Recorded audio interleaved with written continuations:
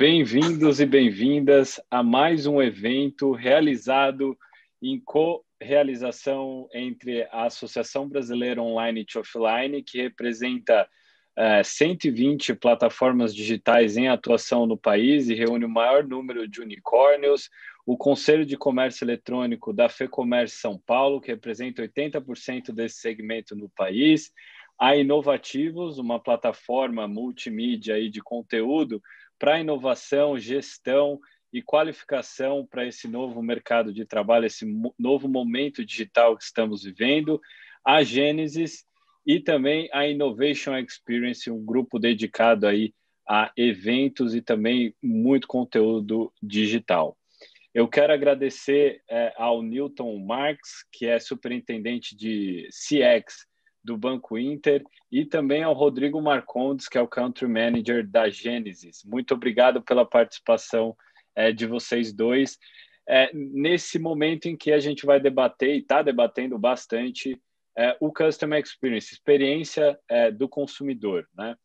E aí eu quero começar o papo com vocês com uma pergunta de leigo.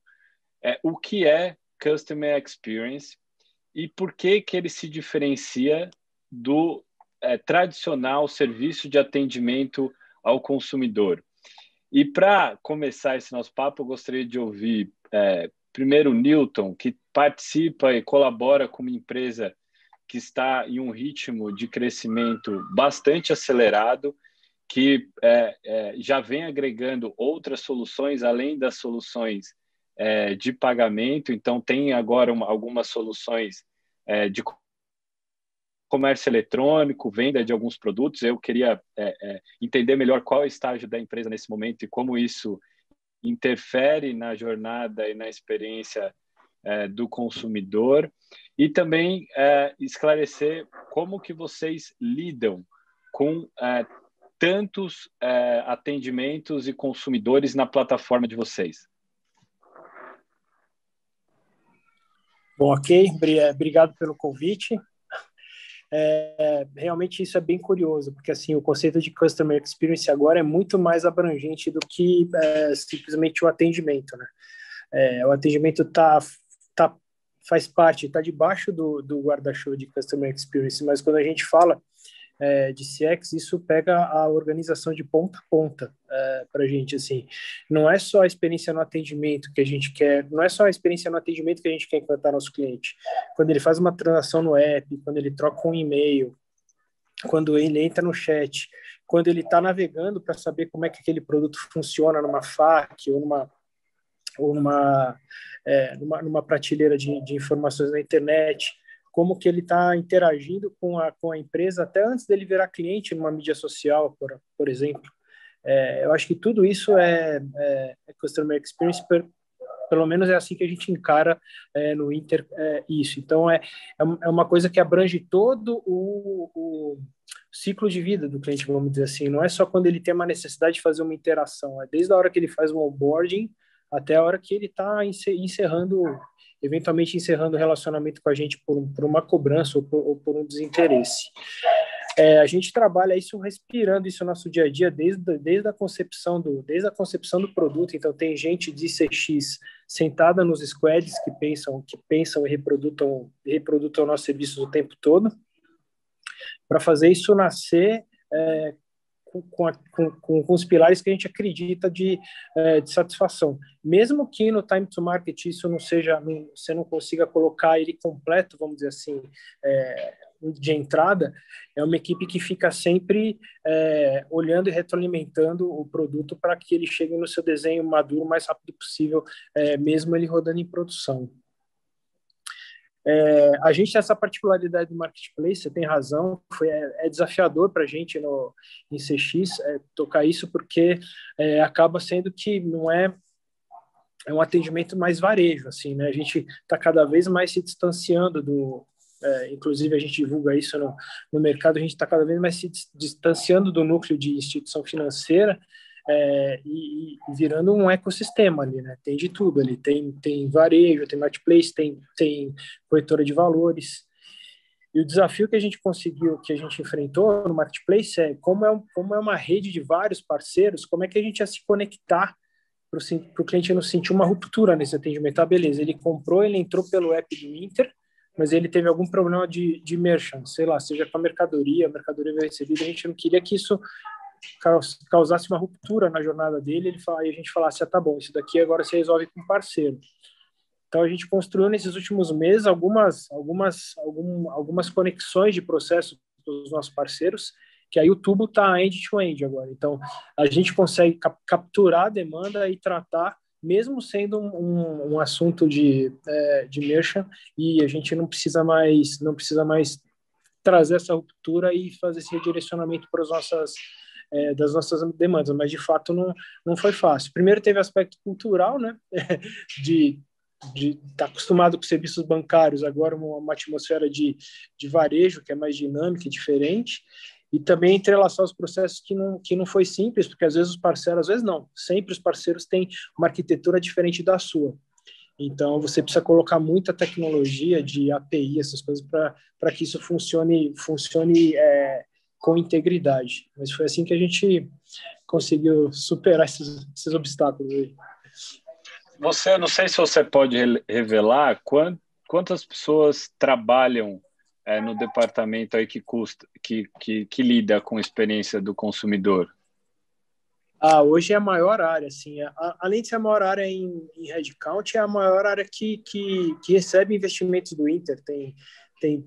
A gente o ano passado recebeu muito investimento com uma plataforma Gênesis, que foi a plataforma que integrou nosso canal de telefonia. A gente está comprando também plataforma de CRM. Hoje a gente tem mais de 700 posições de trabalho fora, em BPO, em terceirizados. Isso dá quase 1.500 pessoas, e tem mais 160 pessoas internas, mas aí é mais time de staff. Então, a gente tem, disso tudo, tem gente que cuida de processos, melhorias de processos, tem gente que cuida da curadoria do chatbot e desenvolvimento de serviço do nosso chatbot, que ele tem uma retenção super importante para a gente. 60% das nossas interações hoje são por chat, porque acaba ficando que é omnichannel, né? Como o nosso app é muito transacional, é muito fácil o cliente transbordar para o chat quando ele precisa ter uma interação mais humana ou resolver um problema um pouco mais duro.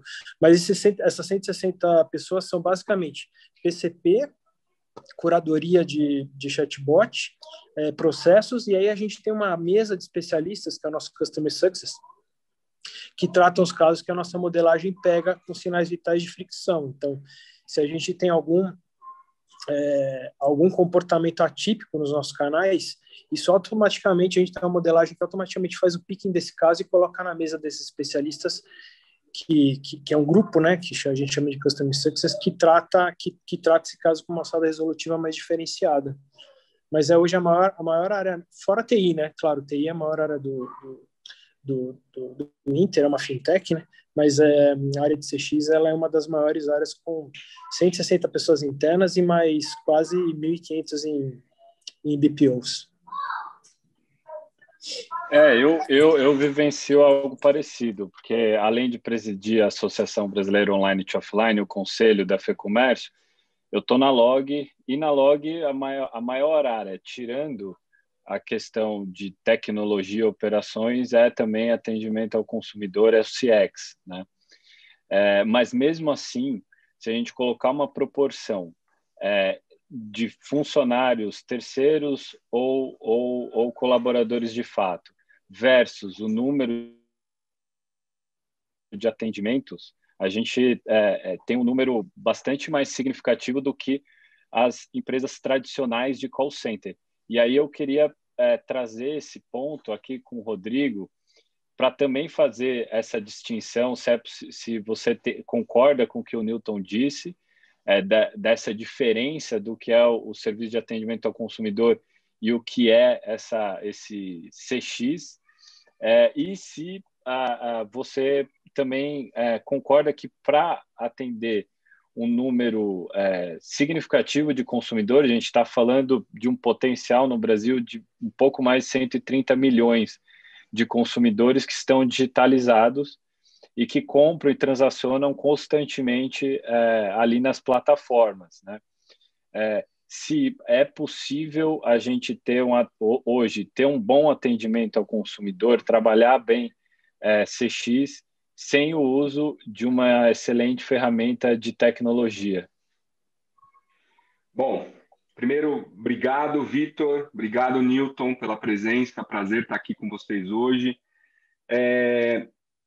Para sua última pergunta, não a resposta. É impossível você trabalhar um bom atendimento a cliente sem uma plataforma tecnológica robusta por trás te apoiando nisso, né?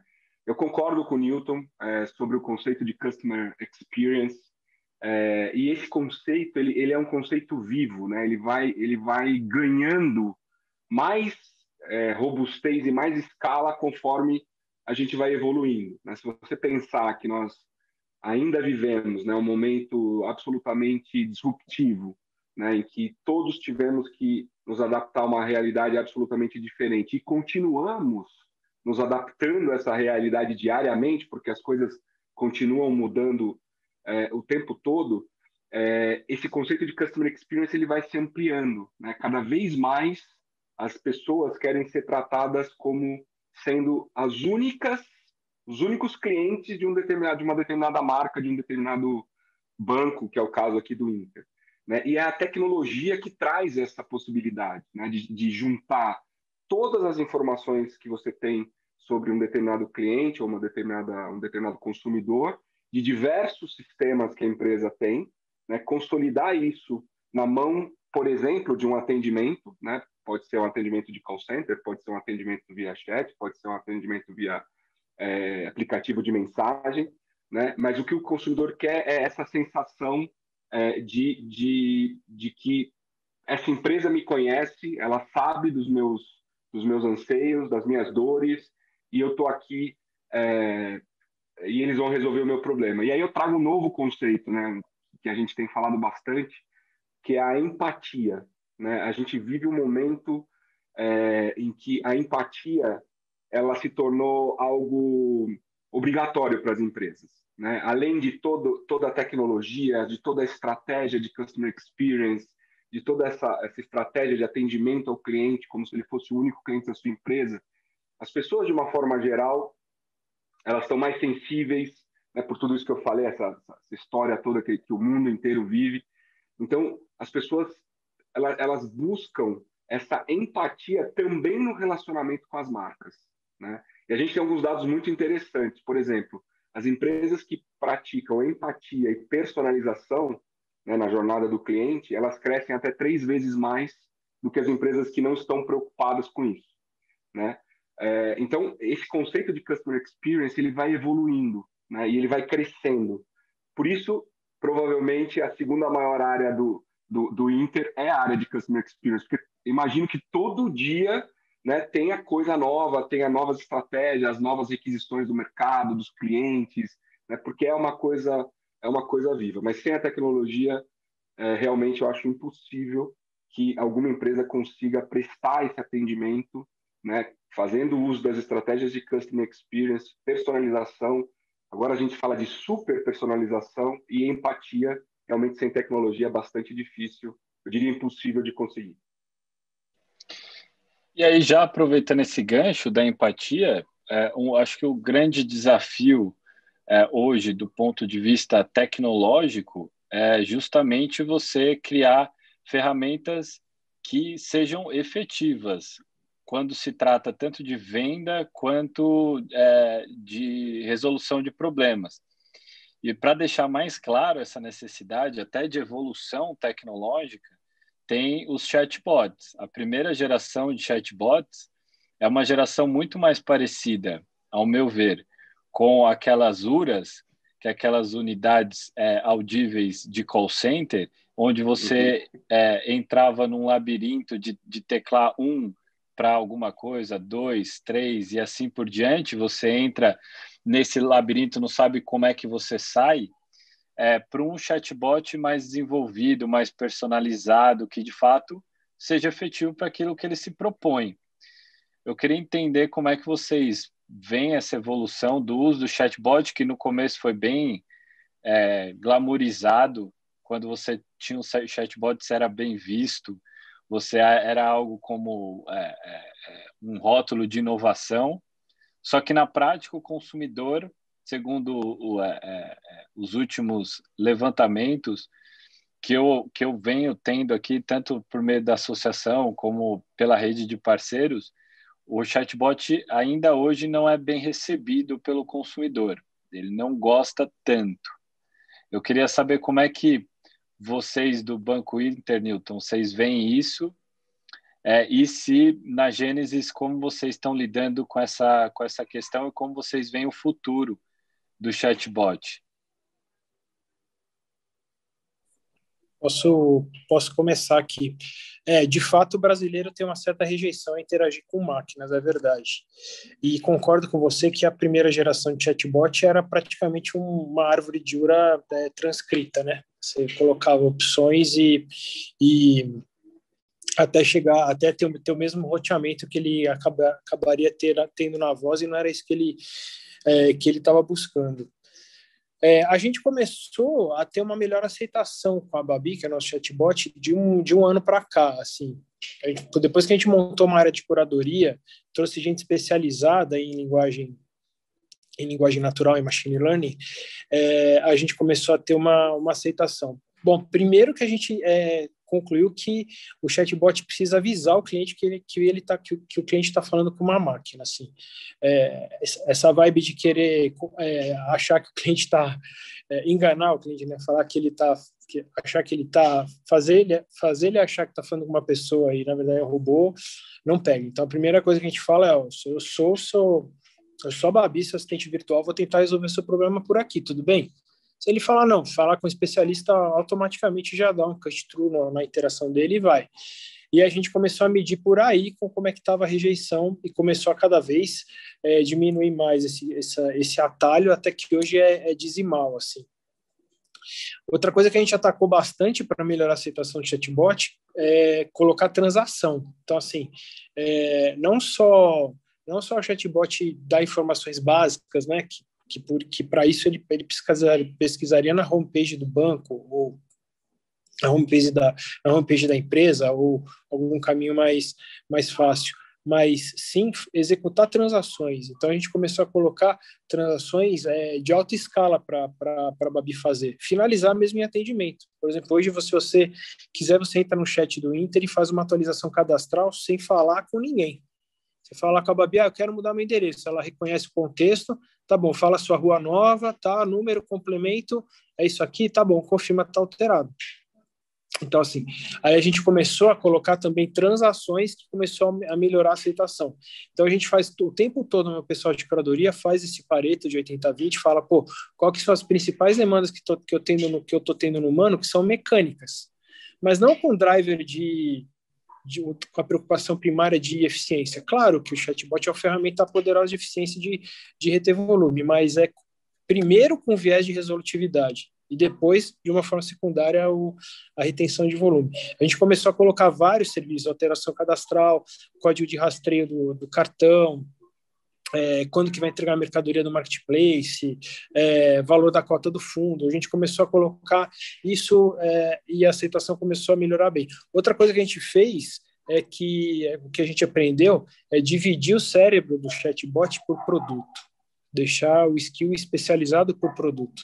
No começo a gente errou em querer que a Babi fosse um mega especialista de tudo, assim, que ela entendesse de investimentos com a mesma proficiência que entendesse cartão, conta digital, marketplace, e não rolava. Assim, por mais hábil que seja o motor que está por trás disso, e a gente tem uma tecnologia de ponta por trás disso, ela se embaralhava. E aí quando a gente dividiu o cérebro dela por skill de produtos, aí fluiu super bem. Então, respondendo a sua pergunta, acho que essas três coisas. A gente se apresentar, a máquina se apresentar como um robô no acolhimento do cliente, dividir o cérebro por skills de produto, e aí você tem um squad de curadoria de especialistas por produto, ensinando essa parte do cérebro dela, e colocar uma carga transacional absurda. Os clientes certamente vão ter uma melhor receptividade para interagir com máquina.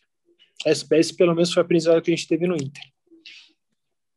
Eu concordo, Newton e Vitor. Eu acho esses 3 pontos absolutamente relevantes. A gente percebe um crescimento do uso dos chatbots, né? Eu concordo com você, Vitor, quando você fala que alguns meses atrás era quase que uma URA, né? Clica 1 aqui se você quiser isso, clica 2 se você quiser aquilo. E isso talvez tenha causado ali naquele momento uma certa rejeição a esse canal, mas eu acho que as soluções cada vez mais robustas, as empresas bastante atentas a esse canal, porque, como disse o Newton, né, mais do que eficiência para a organização, ele traz eficiência para o cliente, né, que consegue resolver coisas de uma forma muito mais rápida, né, que no fim é o que todo mundo acaba querendo muitas vezes, né, que eu quero resolver de uma forma rápida.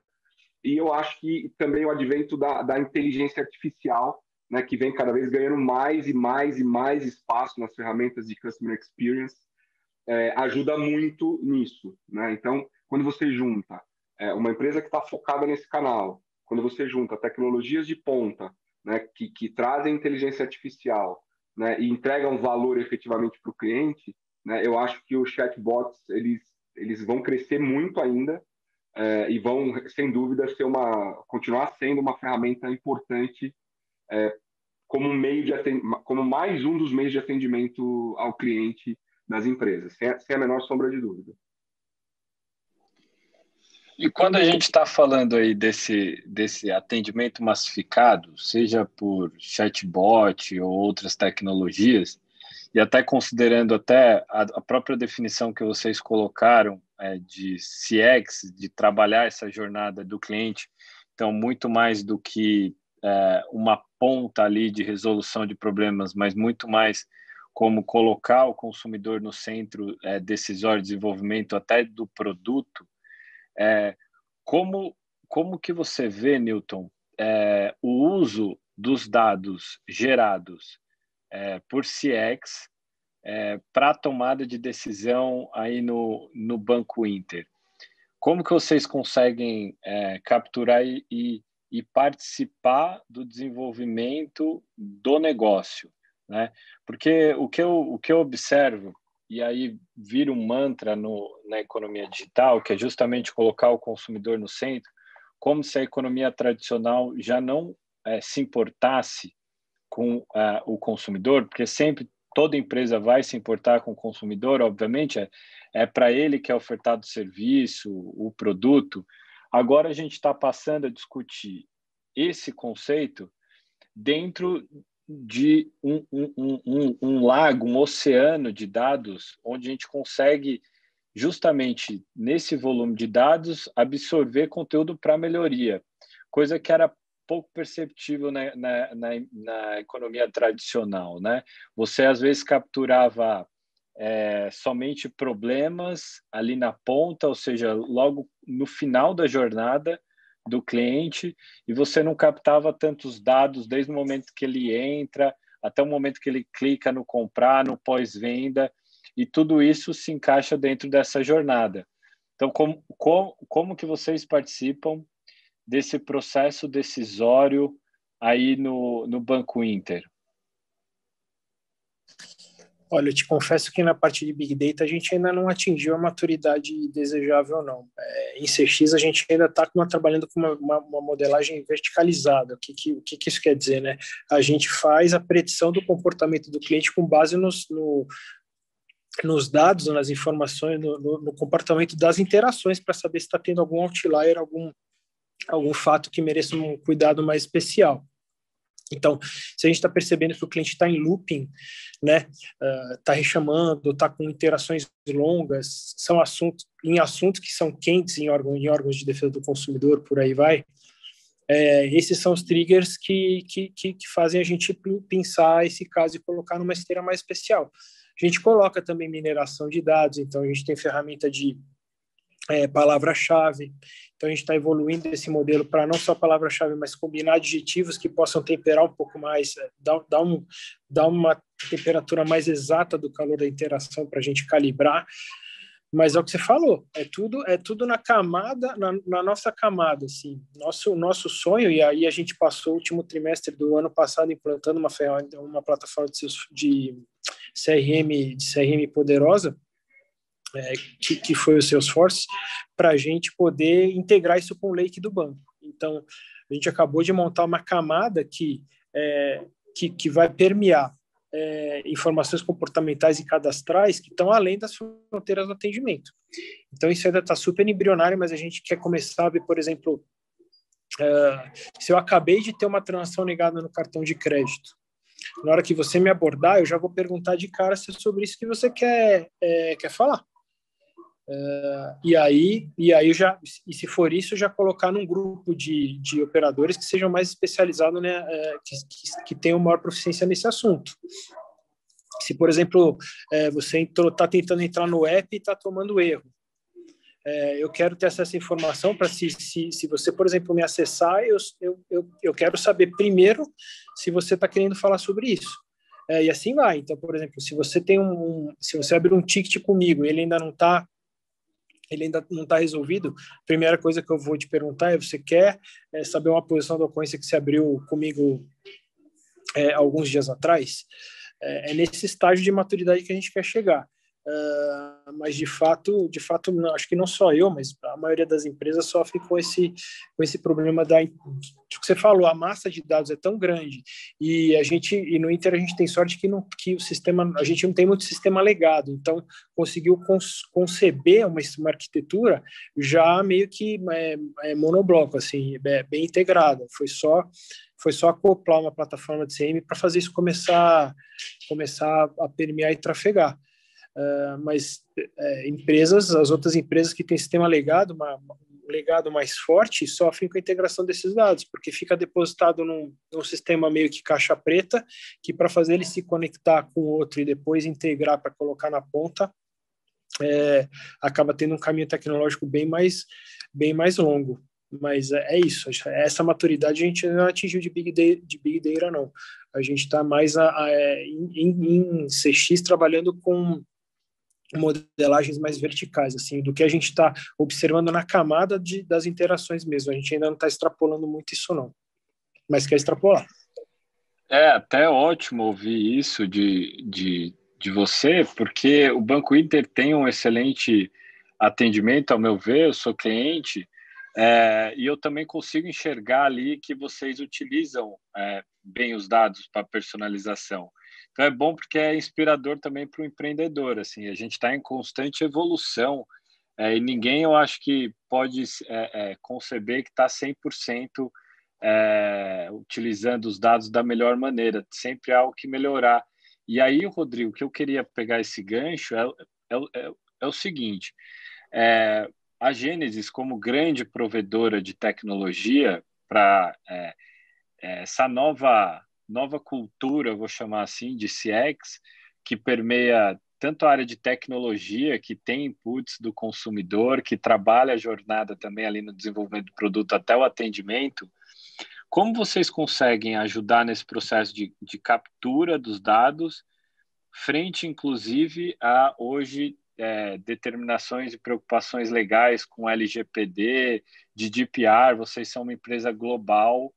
Como vocês conseguem uniformizar tudo isso e como vocês trabalham os dados junto com os clientes, né? Já que vocês são um provedor de uma solução tecnológica para essa indústria e que grande parte dos clientes da Gênesis é da economia digital, são nascidos digitais, são grandes players da economia digital. Então, eu acho que o papo flui muito melhor quando a gente tem duas empresas que entendem a linguagem, o modus operandi, como é o caso de vocês, com esses players. Então, como é que vocês tratam os dados, como é que vocês como vocês fazem essa padronização, tendo em vista diferentes regulações, e aqui no Brasil, com a LGPD?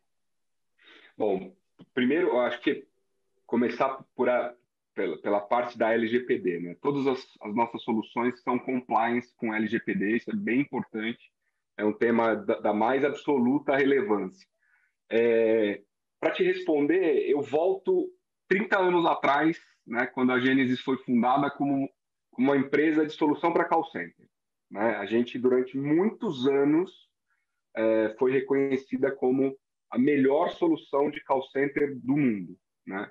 Mas, assim como todas as empresas evoluem, há anos a Gênesis também vem evoluindo, né? E a gente continua tendo uma solução extremamente robusta para call center, mas a gente vai ampliando o leque, justamente para ajudar o cliente nessa jornada do Customer Experience, né? Que compõe diversos fatores para você conseguir entregar lá para o cliente aquilo que eu falei anteriormente, de uma interação que parece que ele é o único cliente da sua empresa, né? Então, hoje as soluções da Gênesis, elas são soluções em cloud, né? Elas são soluções compliance com LGPD, são soluções bastante flexíveis, muito mais rápidas de serem implementadas, né? Ou seja, tudo que o mercado exige hoje de uma solução de tecnologia, a Gênesis consegue entregar. E a nossa plataforma, eu gosto de brincar, Vitor, ela é a cola, né? Ela é a cola entre diversas plataformas que o cliente tem, né? Onde dados podem ser extraídos, né? E a gente consegue juntar esses dados dentro da plataforma da Gênesis. Então, eu costumo dizer que a gente passa essa cola e ajuda o cliente a levar esse atendimento mais diferenciado, com mais empatia para os seus clientes, né? E sem dúvida, eu concordo com o Newton, né? Dados, sem dúvida, é um desafio. Eu, honestamente, acho que a gente tem empresas que estão caminhando rápido, mas a gente tem um caminho longo aí ainda pela frente para, de fato, usufruir todo o potencial que os dados podem trazer, né? Para dentro de um negócio, para dentro de uma estratégia, né? Então, eu vejo muitos exemplos parecidos com esse do Newton no mercado, né? Empresas que realmente estão olhando e buscando como trabalhar melhor esses dados e como extrair mais informações. Porque a outra ponta a gente já sabe, né? O cliente quer isso, né? E ele quer essa super personalização. A ponta de cá você tem os dados, né?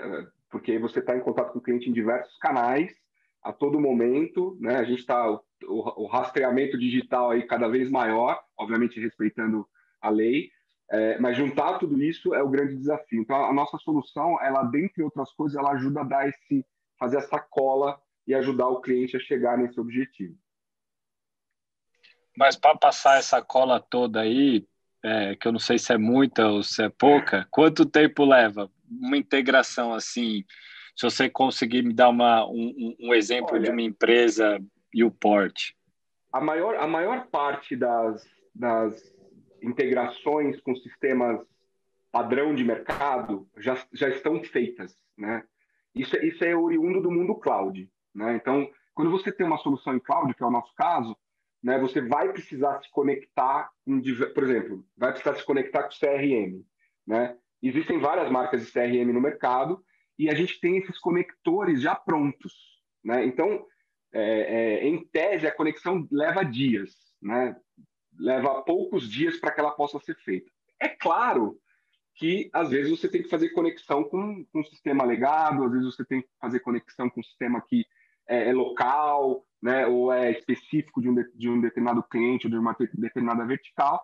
Aí você tem que construir, né? Mas eu não vejo, Vitor, implementações do Genesis Cloud, da nossa solução de cloud, maior do que de 2 a 6 meses, né? Eu acho que esse é uma média de projetos mais simples, vamos dizer assim, né? Porque todos os projetos têm o seu nível de complexidade e robustez, a projetos de larga escala. Então, a gente está falando entre 2 e 6 meses, e a maior parte desses conectores eles já estão construídos. A gente tem uma espécie de um marketplace, né, para falar mais ou menos como é o Inter também, a gente tem uma espécie de marketplace em que fornecedores globais, né, podem ajudar no desenvolvimento desses conectores. Esses conectores passam por uma chancela tecnológica da Gênesis e, a partir daí, eles passam a ficar disponíveis para os clientes. Então, é uma comunidade gigantesca, né, de centenas e centenas de empresas globais que estão o tempo todo ali construindo seus conectores para se conectar com Gênesis. né? Então, quando a gente tem isso pronto, a conexão é bastante rápida e eu diria, em teoria, bastante simples. Mas não rola nenhum tipo de treinamento para essa tecnologia nova, assim? Porque eu imagino, assim, é uma senhora integração, embora possa ser simples e rápida. Mas a pessoa na ponta, ela tem essa... Na tua experiência, ela consegue entender a plataforma rapidamente, não precisa de um treinamento? Então, a gente pode falar de dois tipos de, de, de interação com a plataforma. A primeira, sim, precisa de treinamento, que são os caras mais tecnológicos, né? São os caras, por exemplo, que vão fazer as conexões, né? Que vão buscar dados de um sistema, jogar para dentro do Gênesis e vice-versa e tal, sem dúvida. Aí você precisa de um apoio técnico, né? A própria Gênesis tem a área de consultoria que faz isso, e a gente tem uma série de parceiros no Brasil e no mundo que estão habilitados, certificados a fazer esse trabalho. Então, isso do ponto de vista de implementação da solução, do ponto de vista de tecnologia efetivamente. Já no uso, né, também existe treinamento, mas aí eu estou falando de uma coisa muito mais do dia a dia, a interface é bastante intuitiva, né, do Genesis Cloud, já era no Genesis anterior, que continua existindo, by the way, né, continua sendo aí uma das maiores soluções de atendimento a cliente do mercado. É uma interface bastante intuitiva, mas durante a implementação do projeto, né, nas fases finais, normalmente existe a transferência de conhecimento para o cliente, né? E aí o cliente normalmente tem dois níveis de usuário, né? Tem aquele usuário do dia a dia mesmo, né? Que tem um nível de treinamento com a interface, de como é que ele usa, de como ele tira o poder daquela interface para o trabalho dele, né? E normalmente a gente treina os super usuários, né? Que são aqueles usuários que são capazes de gerar novos relatórios, né? De ter uma interface mais íntima com a tecnologia. E esse é um ponto muito importante, Vitor, porque o que a gente preza na Gênesis é que a nossa plataforma seja usada 150% pelo cliente, né? É isso que a gente quer entregar, né? E aí eu trago uma outra curiosidade, um dado relativamente recente, do início da pandemia para cá, né? Ou seja, nos últimos 12 meses, nós entregamos quase 1.000 novas funcionalidades dentro do Genesis Cloud. A Gênesis, a própria área de engenharia da Gênesis, né? Então, a gente também está o tempo todo evoluindo a plataforma numa velocidade semanal. A gente tem uma nova versão do Genesis Cloud toda sexta-feira, né? Não me pergunta por que é sexta-feira, né? O pessoal de TI odeia, né? Porque se dá algum problema, perde o sábado. Não costuma dar, mas quando dá, perde o sábado. Mas a gente teve quase 1.000 novas funcionalidades ou aprimorações dentro do Genesis Cloud nos últimos 12 meses. E toda sexta-feira a gente lança uma nova atualização, uma nova versão da solução com mais melhorias, com mais funcionalidades. Tudo isso para suprir essa necessidade que o Newton vem comentando e a gente vê aí também no mercado de uma forma geral, né, de cada vez mais especialização, cada vez mais funcionalidades para atender cada vez mais e cada vez melhor o cliente. Pô, acho que a gente vai precisar de um outro webinar para entender como é que vocês lançam tantas funcionalidades. Eu não dou conta nem das atualizações do Instagram, de usar Reels e tudo mais. Imagino como lidar com tudo isso. A gente tem uma área de engenharia grande na Gênesis que está crescendo num nível bastante grande também. E, de novo, né, a gente precisa estar up-to-date com o que o nosso cliente precisa, né? E como é uma plataforma cloud, que é uma das vantagens de uma plataforma cloud, às vezes uma nova funcionalidade ou uma nova feature que a gente lançou por conta de um pedido de um cliente lá na China ou lá no Japão, ela vai beneficiar todos os clientes globais. Por quê? Porque é uma plataforma cloud. Então, no momento que você faz o deploy da plataforma, aquela funcionalidade está disponível para todo mundo. Claro, tem cliente que usa, tem cliente que não usa. Mas a gente precisa estar o tempo todo ligado. Afinal de contas, a gente tem que fazer o nosso customer experience também, né, com o nosso cliente. Até porque você está falando de um serviço que você tem milhares de possibilidades de interação, né, com o consumidor, o cliente. Ele pode vir de lado, de frente, por trás, de tudo quanto é lado, né? Então, acho que é algo que, se vocês têm essa percepção de adaptação constante, já está no DNA de vocês, pô, isso aí é excelente. Gente, ó, a gente está finalizando aqui, a gente não tem mais tempo. Como eu disse aqui para o Rodrigo, acho que vale um outro capítulo desse papo. A gente não falou de diversas outras coisas.